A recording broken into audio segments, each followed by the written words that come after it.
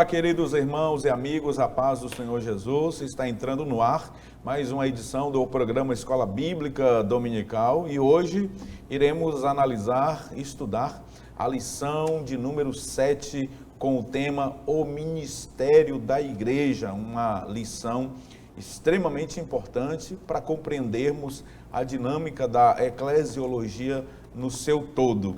Vamos para o texto áureo, a verdade prática e a leitura bíblica em classe da lição de hoje. O texto áureo diz assim: E ele mesmo deu uns para apóstolos, e outros para profetas, e outros para evangelistas, e outros para pastores e doutores. Efésios capítulo 4, versículo 11. A verdade prática diz assim: Os dons ministeriais foram dados com o objetivo de edificar a igreja e promover a maturidade de seus membros. A leitura bíblica em classe da lição de hoje está na carta que Paulo escreveu aos Efésios, capítulo 11, a partir do versículo, capítulo 4, a partir do versículo de número 11, que diz assim: E ele mesmo deu uns para apóstolos, e outros para profetas, e outros para evangelistas, e outros para pastores e doutores, querendo o aperfeiçoamento dos santos, para a obra do ministério, para a edificação do corpo de Cristo, até que todos cheguemos à unidade da fé e ao conhecimento do Filho de Deus, a varão perfeito, à medida da estatura completa de Cristo, para que não sejamos mais meninos inconstantes, levados em roda por todo o vento de doutrina, pelo engano dos homens que, com astúcia, enganam fraudulosamente. Antes, seguindo a verdade em amor, cresçamos em tudo naquele que é a cabeça, Cristo, do qual todo o corpo, bem ajustado e ligado pelo auxílio de todas as juntas, segundo a justa operação de cada parte, faz o aumento do corpo para a sua edificação em amor. Vamos para os objetivos da lição, iremos apresentar os 3 objetivos da lição de hoje, que em primeiro lugar é apresentar a doutrina bíblica do ministério sacerdotal, observada na Antiga Aliança e praticada pelos crentes na Nova Aliança. Depois nós iremos elencar os cargos ministeriais instituídos na igreja primitiva, especialmente aqueles que estão lá em Efésios capítulo 4, verso 11. E por fim, em terceiro lugar, explicar as qualificações de natureza moral e social exigidas para o exercício ministerial. Logo no primeiro bloco deste programa, nós iremos estudar o ministério sacerdotal de todo crente. Iremos aprender sobre esse aspecto universal do sacerdócio do cristão. E nós teremos como ponto de partida o sacerdócio do Antigo Testamento, depois uma doutrina bíblica confirmada no Novo Testamento e, por fim, o autor nos traz uma doutrina bíblica resgatada na Reforma Protestante. Que bênção, que maravilha! Portanto, prezado professor, aluno, você que está nos assistindo o programa Escola Bíblica Dominical, obrigado por sua companhia, por sua audiência. Você pode nos ajudar e também você pode ser usado pelo Senhor compartilhando o link deste programa. Você que está também assistindo aqui pela TV Kairos, obrigado por sua companhia. Você sabe, a sua audiência é muito importante para a gente continuar fazendo aqui a obra do Senhor através do ensino da palavra de Deus. Portanto, hoje, neste programa, nós iremos estudar a natureza do ministério da igreja, a partir exatamente do sacerdócio universal dos crentes, tomando como base o sacerdócio da Antiga Aliança e também como que isso é visto no Novo Testamento pela igreja. Para comentar esta lição, eu já estou aqui com o pastor Elias Gomes e também o pastor Lucileno Cavalcante, que são nossos companheiros aqui de obra deste programa, e nós queremos agradecer a Deus pela vida deles, que hoje serão mais uma vez usados pelo Senhor. Pastor Elias, Pai do Senhor Jesus, seja bem-vindo. No programa de hoje, a palavra-chave é ministério, pastor Elias. Muito bem, pastor Epaminondas, pastor Leno, Pai do Senhor, Pai do Senhor a todos os nossos irmãos que estão aí do outro lado da tela. Uma importantíssima lição, onde nós compreenderemos, entre outras coisas, essa composição ministerial, a manifestação dos dons ministeriais que o Senhor concedeu a pessoas para ajudarem, para pessoas contribuírem no crescimento, na edificação do corpo de Cristo, que é a igreja do Senhor. Portanto, é uma lição de grande proveito e, assim sendo, é uma lição indispensável que todos os nossos irmãos vejam, assistam e compreendam o teor que será tratado nesta oportunidade. Maravilha. Pastor Leno Cavalcante, Pai do Senhor Jesus, seja bem-vindo.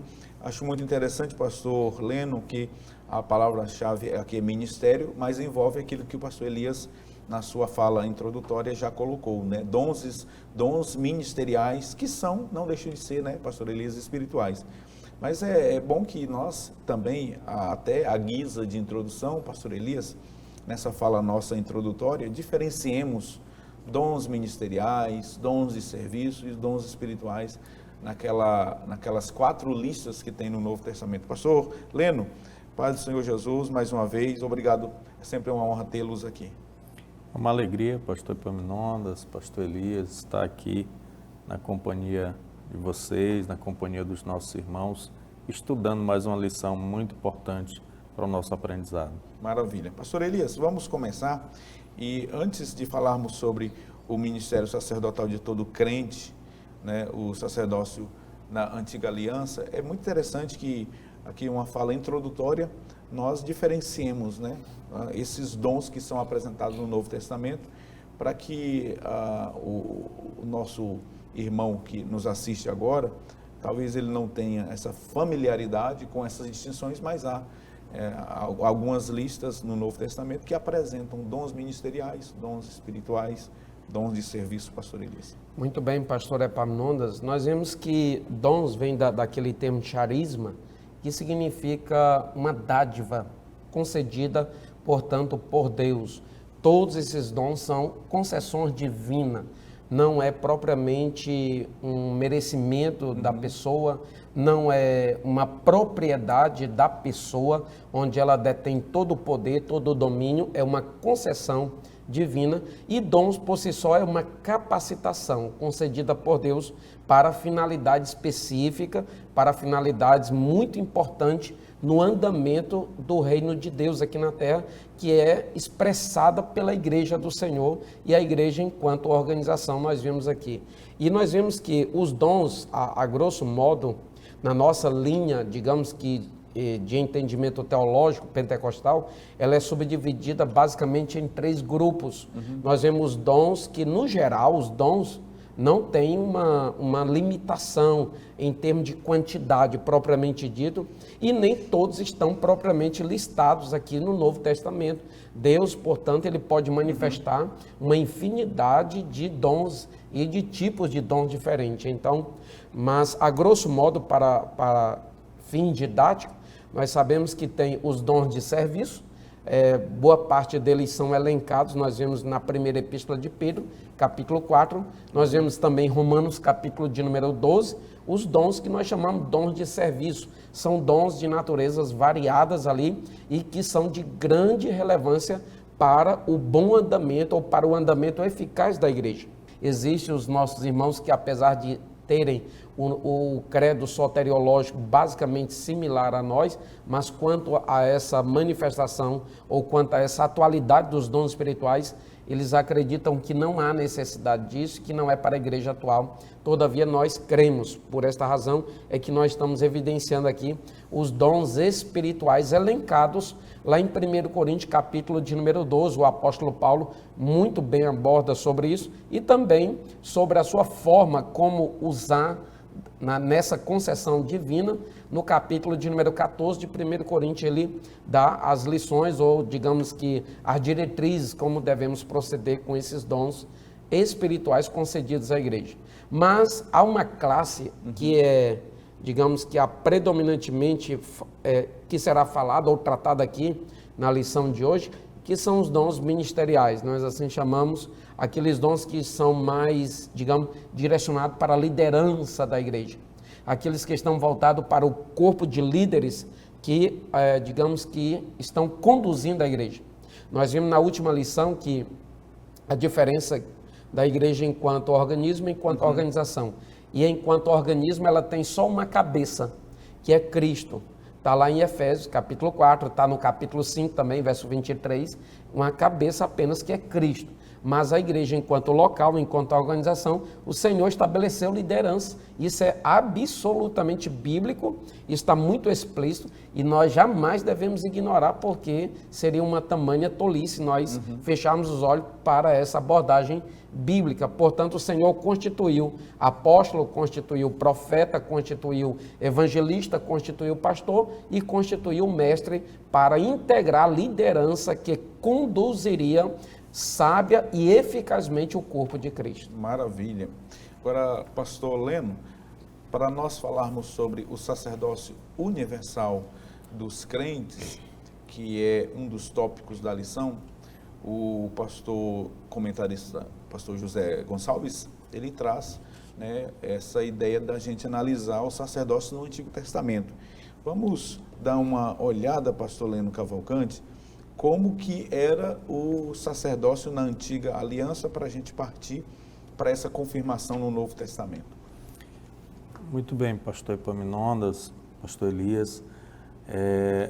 O pastor Elias introduziu muito bem, já esclarecendo que o tema, né, que nós vamos trabalhar são esses dons ministeriais, né? E aqui o autor, para também introduzir o assunto, ele fala sobre esse sacerdócio, né, universal que inicia lá no Antigo Testamento, como o próprio autor ele coloca aqui, que é algo bem antigo. O sacerdócio, ele é lidar com aquilo que é sagrado, é cuidar daquilo que é sagrado, espiritual. E aí o autor ele coloca aqui uma evolução a respeito de como se dá esse sacerdócio no Antigo Testamento. Primeiro, ele coloca aqui que no princípio, quando surgiu a necessidade de se oferecer sacrifícios, os cabeças das famílias eram seus próprios sacerdotes. E aí, como bem está colocado na apresentação, é feito através daqueles que estavam à frente das famílias, como aqui citado o próprio Jó, né, que intercedia em favor dos seus filhos. Segundo, era também praticado pelos patriarcas. Encontramos o chefe das famílias exercendo essa função, né, também lá em Gênesis capítulo 12, na pessoa de Abraão. Em terceiro lugar, Israel como nação foi posta como sacerdote para os outros povos, como representante, né, dos demais povos. E em quarto lugar, também no Monte Sinai, o Senhor ele limita a prática do sacerdócio à família de Arão e à tribo de Levi. Então, no Antigo Testamento, nós vemos que o Senhor ele vai introduzindo e vai trazendo para que as pessoas compreendam de que esses que exercem o sacerdócio seriam separados para isso, separados, santificados, consagrados para tal.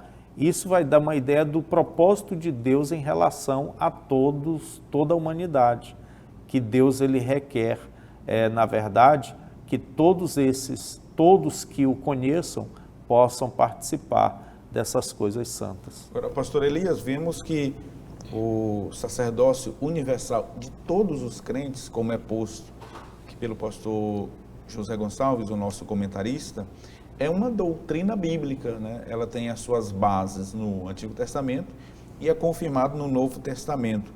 Vamos falar sobre como é que é essa relação, né? Especialmente a partir da tipologia bíblica, né? Que o autor comenta aqui, que aquilo que o pastor Leno acabou de comentar, que ocorria no Antigo Testamento, era a sombra do que viria a ser agora, não mais para uma família restrita à tribo de Levi, mas para todos os crentes.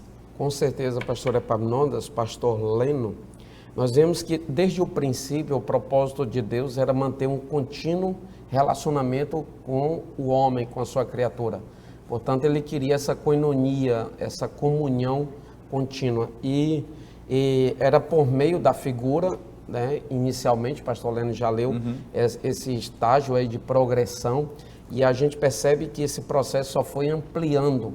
E essa ampliação era um apontamento para a culminância que o Senhor queria que desembocasse aqui com a realidade, não mais com um tipo, mas agora com antitipo, digamos que com o real, que foi com a vinda do Mestre. Por isso que ele disse que aquilo que acontecia na antiga aliança era um apontamento para o que iria desembocar com a vinda do próprio Cristo, o sumo sacerdote, o real sacerdote, não um sacerdote da ordem levítica, da ordem, né, de Arão ou da família de Arão, mas um sacerdote segundo a ordem de Melquisedeque, um sacerdote permanente, que seria agora, digamos, o cabeça dessa nova aliança, dessa nova dispensação na qual o seu povo estaria. E nós vemos essa realidade sendo evidenciada em Hebreus, capítulo de número 8, verso 1, que ele nos diz assim: ora, a suma do que temos dito é que temos um sumo sacerdote tal, que está sentado nos céus, à destra do trono da majestade. Portanto, o propósito de Deus é fazer da igreja também um sacerdócio, porque a partir de que Cristo morreu, aquela limitação que era privativa, que digamos que era específica ao sumo sacerdote, ela foi rasgada, está lá em Mateus capítulo de número 27, e agora o Senhor abriu esse acesso. O Senhor fez uma ênfase mesmo agora, digamos, até sendo redundante, muito enfática com relação a este acesso à presença de Deus, de modo que a igreja agora, ela pode exercer esse sacerdócio, porque em 1 de Pedro, capítulo de número 2, verso de número 9, que já foi até evidenciado aqui, essa perspectiva da igreja enquanto sacerdócio real. Mas vós sois a geração eleita, o sacerdócio real, a nação santa, o povo adquirido, para que anuncieis as virtudes daquele que vos chamou das trevas para a sua maravilhosa luz. Nós, antes, claro, sequer éramos povo, agora nós somos povo, e o Senhor nos fez sacerdócio real para desfrutarmos de tudo aquilo que o reino tem a oferecer. Assim sendo, sob essa nova aliança, nós não apresentamos mais sacrifício de animais como se realizava antes. O nosso sacrifício agora é o nosso próprio culto através do nosso próprio ser, o nosso próprio corpo. É um culto racional, é um culto onde nós apresentamos o nosso próprio corpo em sacrifício vivo, santo e agradável ao Senhor. O escritor aos Hebreus, no capítulo de número 13, diz que o louvor que sai da nossa boca é fruto dos lábios que confessaram o seu nome. Olha que coisa gloriosa. Então, mudou, digamos assim, a forma, mudou o aspecto do culto, todavia, a essência do culto, ela é agradável tanto quanto era antes. E assim sendo, nessa nova forma, nesse novo modelo, nós mantemos agora comunhão direta com o próprio Deus, conforme está em 2 Coríntios capítulo 13, verso de número 13, até aquilo que nós temos como bênção apostólica, que todas as vezes, no final de cada culto, o pastor cita, né? Para que a igreja nunca esqueça de que ela desfruta dessa contínua, dessa intensa e dessa progressiva comunhão com o próprio Deus. Agora, pastor Leno, é oportuno aqui pontuar, destacar que o resgate dessa doutrina do sacerdócio universal dos crentes se deve, né, a um momento histórico, né, lá com a Reforma Protestante, com Martinho Lutero, lá em 1517, no século XVI, quando foi trabalho dos reformadores, pastor Leno, resgatar esta doutrina que é essencialmente bíblica, num momento em que a história da humanidade mostrava, né, aquilo que nós chamamos de idade das trevas, não é? onde havia um pensamento religioso dominante, em que esse sacerdócio que é apontado na Escritura, ele ficou restrito, estrito senso ao clero, né, ao papado e por aí vai. E é com a reforma que nós temos esse resgate maravilhoso desta doutrina, pastor Leno. E como o pastor Elias já colocou aqui, esse sacerdócio universal, ele está explícito nas Escrituras, no Novo Testamento, né? Está muito claro, e a igreja primitiva, ela cria nesse sacerdócio universal, né? O escritor aos Hebreus, ele fala desse momento novo em que nós temos esse livre acesso a Deus através do sacrifício de Jesus. No entanto, com o decorrer da história, né, nós vemos essa doutrina ela sendo distorcida, ao ponto de se priorizar, se colocar como tarefa sacerdotal a um grupo elitizado, específico, e a uma pessoa como sendo o grande representante entre Deus e os homens, né? E infelizmente, isso perdurou por muito tempo. E aí, quando no advento da Reforma Protestante, né, capitaneado ou liderado ali pelo monge Martinho Lutero, né, e ali se reiniciou ou se redescobriu ou se novamente enfatizou o sacerdócio universal do crente, que agora todo crente, todo aquele que é um cristão, ele tem sim esse acesso livre diante de Deus. E hoje, nos dias que nós estamos vivendo, também se tem hoje um culto à personalidade, a celebridades, vamos dizer assim, espirituais. Sim. E que muitas vezes se foca nas pessoas, em vez de muitos cristãos buscarem ter comunhão exatamente com Deus, né?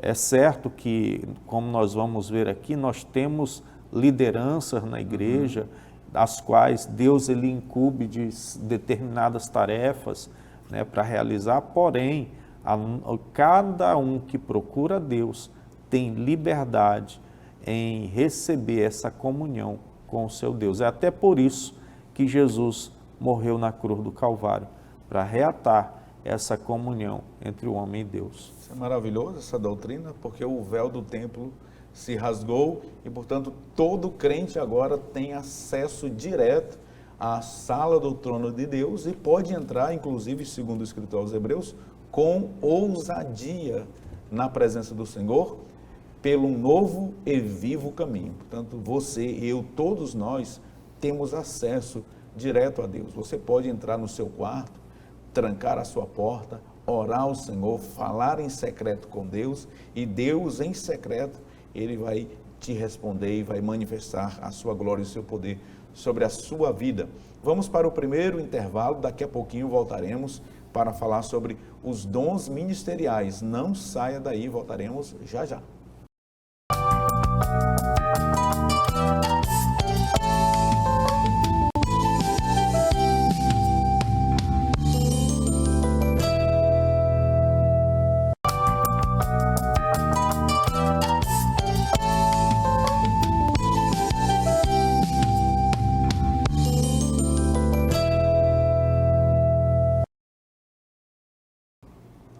Estamos de volta com o programa Escola Bíblica Dominical, hoje estudando a lição de número 7 com o tema O Ministério da Igreja.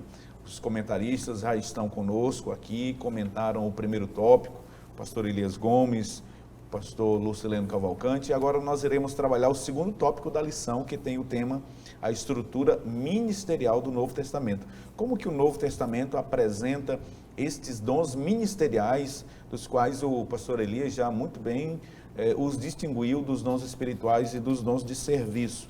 Aqui nós temos, em primeiro lugar, um ministério que é quintuplo, ou seja, um ministério que tem 5 atribuições ou 5 atividades, com dons que é dado à igreja para a edificação do corpo de Cristo. E nós percebemos aqui que são homens dons, né? Depois, o serviço de diáconos e presbíteros na igreja do Senhor Jesus. Eu começo aqui com o pastor Elias Gomes. Pastor Elias, para que o amado pastor fale sobre o ministério quintuplo, né, que está na lista de Efésios, capítulo 4, versículo de número 11. Muito bem, pastor Epaminondas, pastor Leno, todos os nossos irmãos. Nós vemos que Deus, ele sempre primou por um crescimento, mas um crescimento saudável, um crescimento eficaz. A igreja ela é constituída por pessoas, localmente falando, por pessoas de todo tipo, e todos aqueles que são inseridos inicialmente na igreja ou no corpo de Cristo, eles são crianças. E, portanto, eles precisam crescer, precisam evoluir, precisam amadurecer do ponto de vista espiritual, do ponto de vista de conhecimento cristão. E, para isso, o Senhor estabeleceu lideranças para que os orientasse, para que os ensinasse, para que os edificasse e, assim, contribuísse de forma direta no amadurecimento, digamos, espiritual, a fim de que a estatura de Cristo, que é a estatura perfeita, fosse atingida por meio dessas pessoas. Portanto, se fala de lideranças que são indispensáveis para o crescimento espiritual, para o crescimento, digamos que até ministerial da igreja do Senhor. E nós vemos o apóstolo Paulo fazendo uma abordagem sobre esse conjunto de dons ministeriais, que nós assim classificamos, falamos no primeiro bloco, dons ministeriais, porque tem a ver com o exercício de um ministério, tem a ver com exercer algumas atividades ou funções específicas no corpo de Cristo. E nós vemos que vale ressaltar alguns fatores a partir dos quais nós podemos ver a diferença entre dons ministeriais e dons espirituais. Os dons espirituais, pastor Leno, pastor Epaminondas, por assim dizer, nós dizemos que eles são temporais. O Senhor concede e você é usado enquanto há necessidade daquele momento. Alguém que é usado num dom de operação de maravilhas, ele pode ser usado uma vez e nunca mais. Ele pode ser usado num dom de profecia e nunca mais. Todavia, os dons espirituais existem, são atuais, e outra é de abrangência total, é para toda a igreja. Todo crente lavado e remido no sangue de Cristo, que buscar os dons espirituais, ele pode receber essa manifestação da parte de Deus, conforme o apóstolo Paulo escreveu na primeira carta aos Coríntios. Ele diz que nós devemos buscar os dons e buscar com zelo os melhores dons. Agora, nos dons espirituais, nos dons ministeriais, aliás, eles não têm caráter temporário, eles têm caráter permanente. Enquanto a pessoa se manter salva, limpa, regenerada na presença de Deus, em comunhão com o Senhor, exercendo uma atividade no corpo de Cristo, o Senhor vai estar usando-lhe com esse dom de apóstolo, dom de profeta, dom de evangelista, dom de pastor e dom de mestre.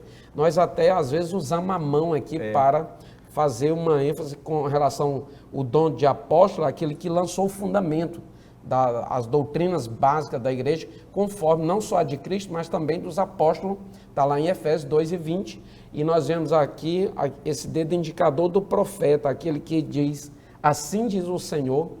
E o terceiro aqui é evangelista, aquele dedo que está em destaque, é o homem da retumbância pentecostal, aquele homem ousado, o João Batista, né, que o Senhor usa com muita intrepidez. Este aqui, o pastor, o homem da aliança, o homem que é casado com a igreja, aquele que tem uma proximidade. E o dedo mindinho de mestre, aquele que escavaca e alcança coisas que ninguém mais enxerga. Então, nós vemos que a igreja ela é completa quando ela é observada dessa forma. Primeiro, observando aqui, pastor Epaminondas, o apóstolo, vale bem ressaltar que todos eles têm pré-requisitos, têm qualificações que devem ser observadas para alguém ser reconhecido como tal. E vale ressaltar também nesta oportunidade que apóstolo significa aquele que é enviado, além de ser um dos fundadores da base doutrinária da igreja, é aquele que é enviado. De forma geral, digamos assim, é aquele que é enviado. O apóstolo, nos moldes da igreja primitiva, hoje não tem mais. Todavia, existem os apóstolos, aqueles que são missionários enviados, mas missionários desbravadores, aqueles missionários que vão para lugares onde nunca se foi anunciado o evangelho, onde não tem trabalhos, e eles lançam ali o início das atividades evangelísticas. Então, esses aí são, uma vez que o apóstolo, nos moldes da igreja primitiva, era necessário ter estado, aliás, com o Senhor, presencialmente falando, ter sido uma testemunha da ressurreição de Cristo, ter visto o Senhor, ter operado sinais e maravilhas, como isso é muito notável no livro de Atos dos Apóstolos. Profeta aqui, nós vemos que era uma espécie de pessoa que não só era inspirado, mas tinha autorização da parte de Deus para falar em nome do Senhor. Esse profeta hoje é um dom ministerial, mas nós, por exemplo, não consagramos, não separamos e nem ordenamos profeta. Por quê? Inclusive, Donald Gee, que é uma das autoridades nessa área pneumatológica, ele diz que o dom ministerial de profeta tem um caráter mais proclamativo da palavra do que preditivo. Quem profetiza, ele pode predizer ou pode proclamar. O predizer tem a ver com algo que é falado antecipadamente, mas aquele que proclama pode falar sobre a atualidade, também na autoridade da palavra de Deus, e é algo que está intrinsecamente na pessoa, mais propriamente da liderança, do pastor da igreja e etc. Seria um dom, então, ali, conjuntamente com o do pastor? Um dom em conjunto, que no seu exercício, ele acontece e ocorre de forma implícita na própria vida do pastor, que é o anjo da igreja, por assim dizer. Nós vemos também, pastor Epaminondas, evangelista, que é alguém cujo ministério é centrado na salvação de alma. Nós vimos isso em Atos capítulo 8. Filipe mesmo foi um evangelista de uma notoriedade elevadíssima.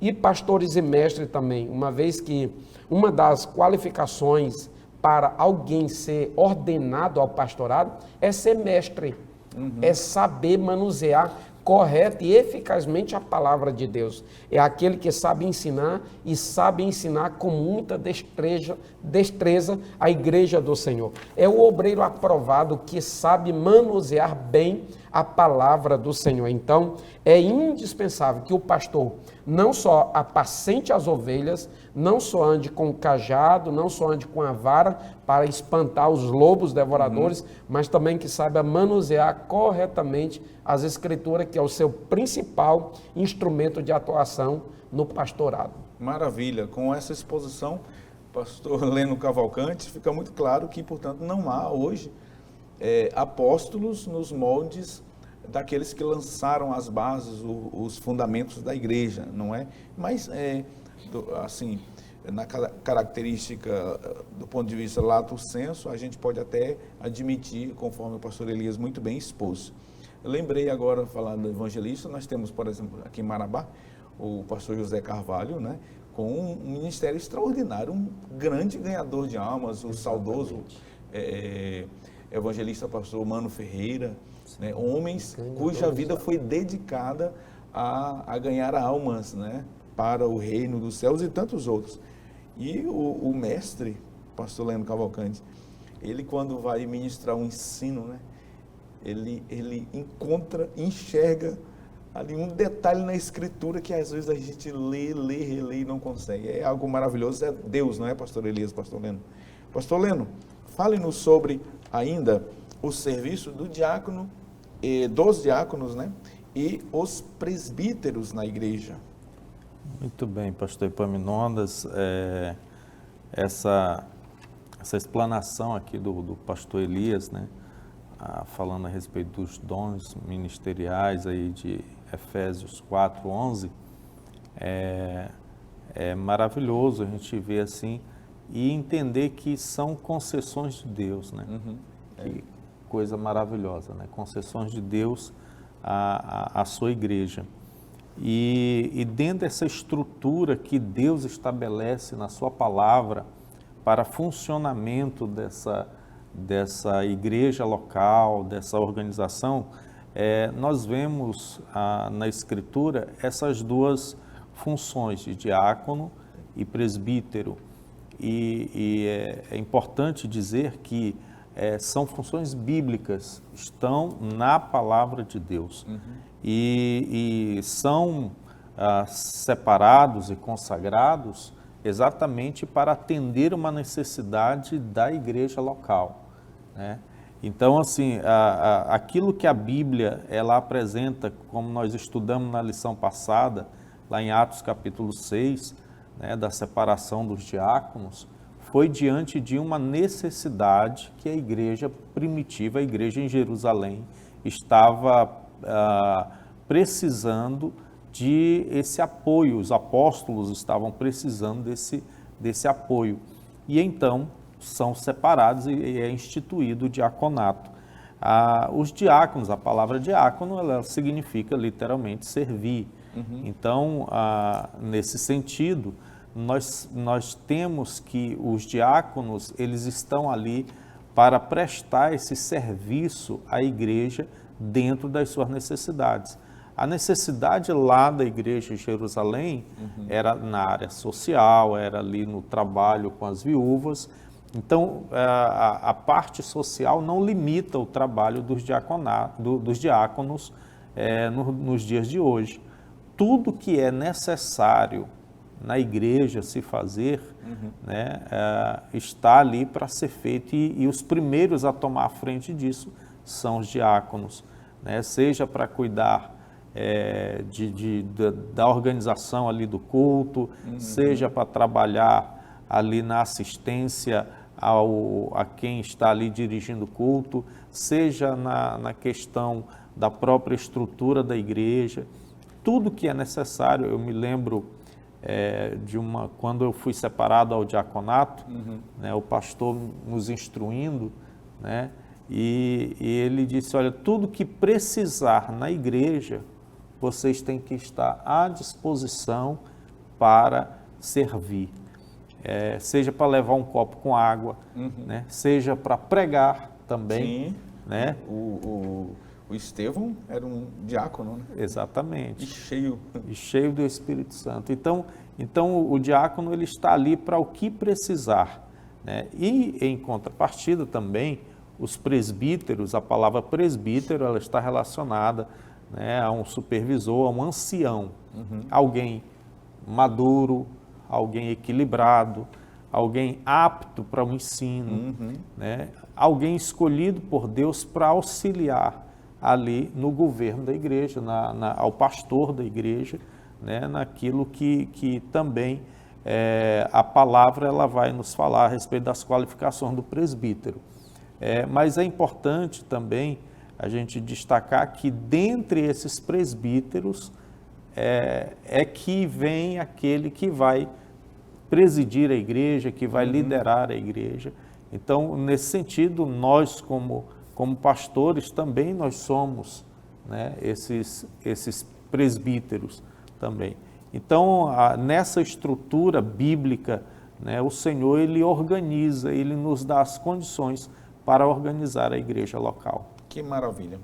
Aprendemos assim que Deus ele dá homens dons para a edificação da sua igreja, né? E aprendemos aqui também que esses são chamados para o exercício ali de geralmente lideranças e ensinar a palavra do Senhor. Mas Deus, ele chama qualquer um. Quais são as qualificações, os critérios, né, para ser um destes chamados por Deus? Sobre isso falaremos no próximo bloco. Não saia daí.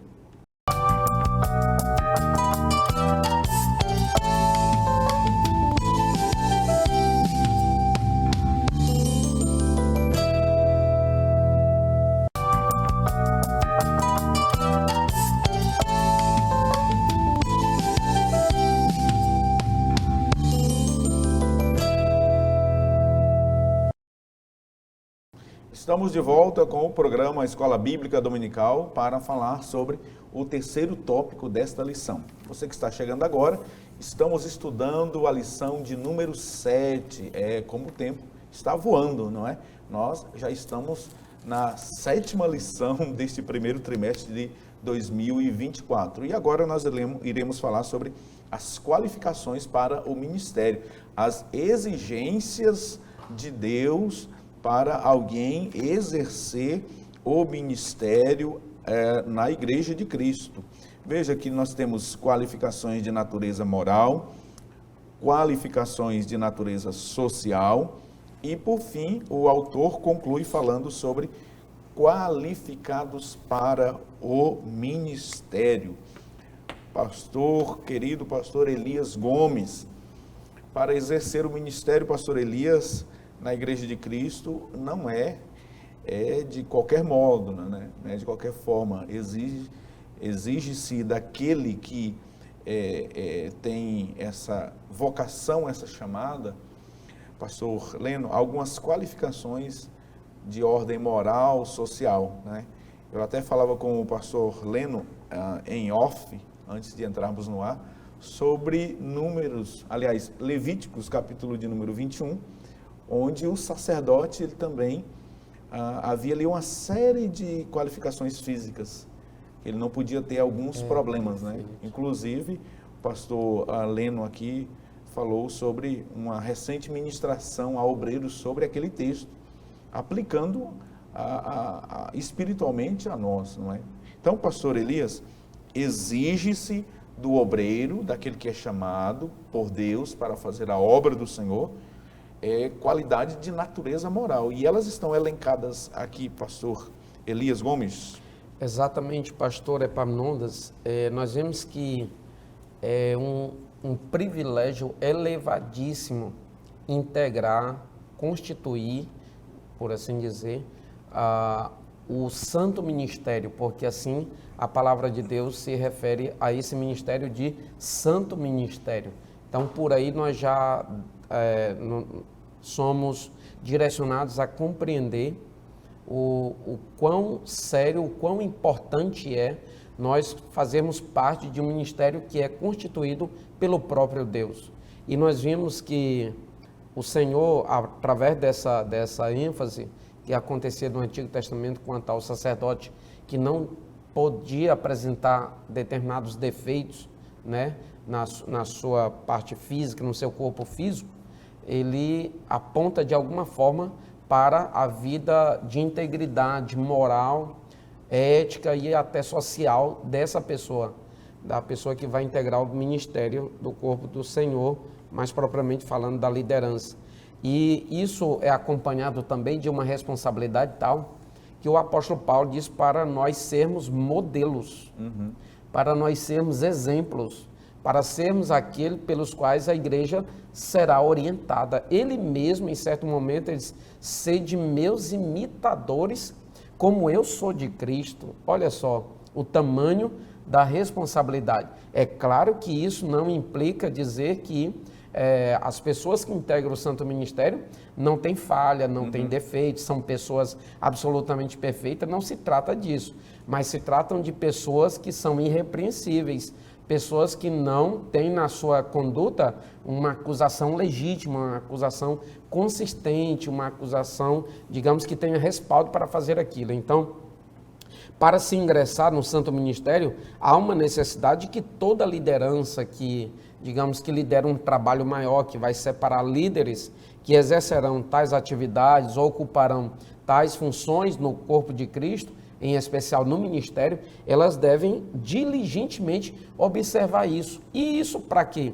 É para que o propósito de Deus não seja maculado, que é de fazer com que a igreja ande numa edificação e não saia do estágio progressivo de santificação, no qual ela está no tempo presente. E nós vemos aqui algumas qualificações de natureza moral. O pastor Epaminondas até evidenciou, teve o cuidado de elencar aqui todas as qualificações previstas pelo apóstolo Paulo na primeira carta a Timóteo, e de 15 ele percebeu que a maioria esmagadora, 14 qualificações, se trata de qualificações de natureza moral, que são pré-requisitos indispensáveis para alguém galgar e, digamos que, ascender ao santo ministério. E primeiro nós vemos aqui que ele jamais deve ser apegado ao dinheiro, ele jamais deve ser dominado pela avareza. A avareza aqui não é ter muito dinheiro.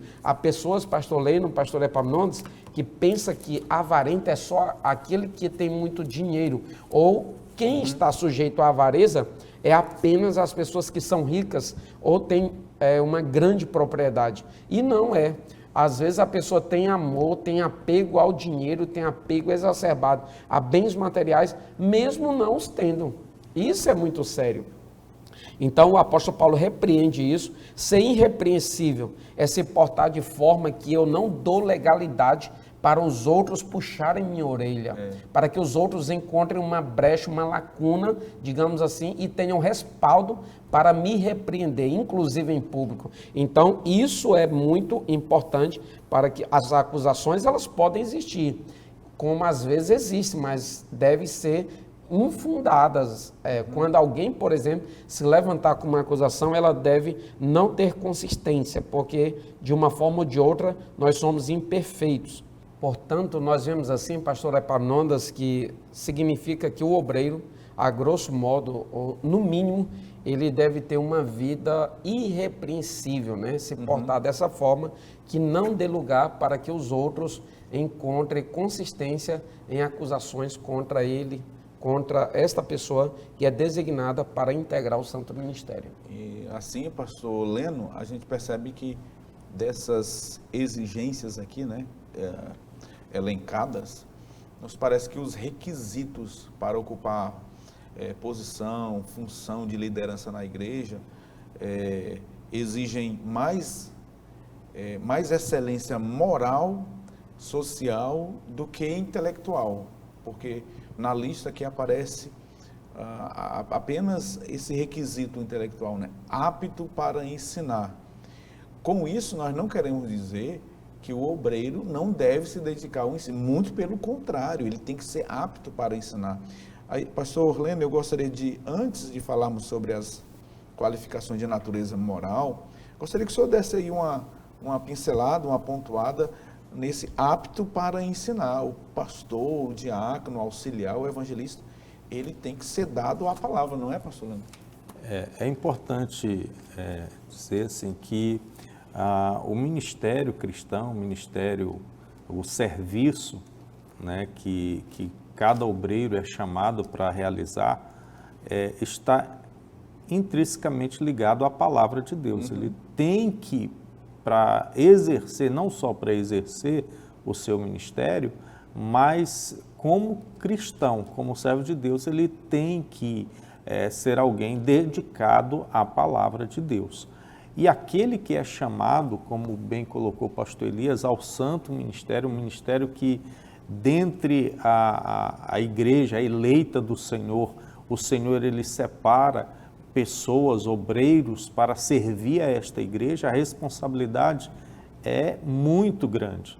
Então, seja para exercer o diaconato, mas muito especialmente ao presbitério, né, e que está ligado a esse serviço de ensinamento, de ser aquela pessoa que vai ser o exemplo dos fiéis, mas na sua vida, na sua prática de vida, mas também na ministração. Então, o presbítero ele vai ser aquele apoio ao pastor no ensinamento da igreja, na condução da igreja do Senhor. Que maravilha, que bênção. E aí, pastor Leno, para a gente fechar aqui a lição, nós temos as qualificações de natureza social apresentadas aqui pelo apóstolo Paulo, quando ele ali claramente traz essa lista, né, de qualificações que o obreiro tem que ter. Tem as qualificações morais, a qualificação intelectual, que é uma, mas tem as qualificações sociais. E eu gostaria que o senhor falasse sobre essas qualificações de natureza social. Como nós dissemos, os obreiros eles são chamados para servir a igreja. Então vão lidar com pessoas, vão lidar Perfeito. com pessoas e precisam ter essa habilidade, né, para cuidar dessas pessoas, que é a igreja do Senhor, que é, como diz, né, a Escritura, é a menina dos olhos, né, o povo escolhido. Então, assim, tem que ter, aqui o autor ele destaca dois critérios específicos. Ele fala, primeiro, que não deve ser soberbo. Então, não é porque nós recebemos esse chamado de Deus que nós, como obreiros, o obreiro ele não pode se sentir superior à igreja do Senhor. Na verdade, o obreiro ele é servo da igreja, né? Então, nesse sentido, por mais que exerça uma autoridade na igreja, mas não deve usar dessa autoridade para, de alguma forma, tentar expressar um sentimento de superioridade sobre os demais, né? E a outra questão que ele chama a atenção aqui é sobre a postura do temperamento, não ser irascível, né? Ser alguém temperado, né? Temperante, alguém que mesmo diante de algumas atitudes que possam lhe ferir, mas ele venha a exercer conforme o próprio Senhor Jesus nos deu o exemplo, né? Que mesmo sendo humilhado, mesmo sendo afrontado, não abriu a sua boca, né? Então, o obreiro ele tem que ter esse domínio próprio, ele tem que ter esse controle, né? Para que não venha atingir a igreja do Senhor, porque a igreja é do Senhor. E eu me lembro de uma ministração do pastor Jonatas Cavalcante, né? E ele, foi até numa Assembleia Geral, ele falando a respeito da chamada, do diálogo que Jesus teve com Pedro ali na praia, né? Em que o Senhor ele diz, tu me amas, então apacenta as minhas ovelhas. Então o obreiro ele tem que ter essa consciência de que o rebanho ele pertence ao Senhor. E aí, pastor Elias, para a gente fechar, qualificados para o ministério, o líder da congregação, da igreja, né, o pastor da igreja, aquele que vai selecionar, escolher, indicar alguém para o santo ministério, não é assim que nós nos referimos, né? Um santo ministério, precisa observar, pastor Elias, essas características, essas qualificações aqui do obreiro, para não estar, por exemplo, trazendo para o corpo de liderança da igreja alguém que é destemperado, descontrolado, alguém que não tem condições de exercer a paciência, né, de lidar com conflitos, conforme o pastor muito bem colocou aqui.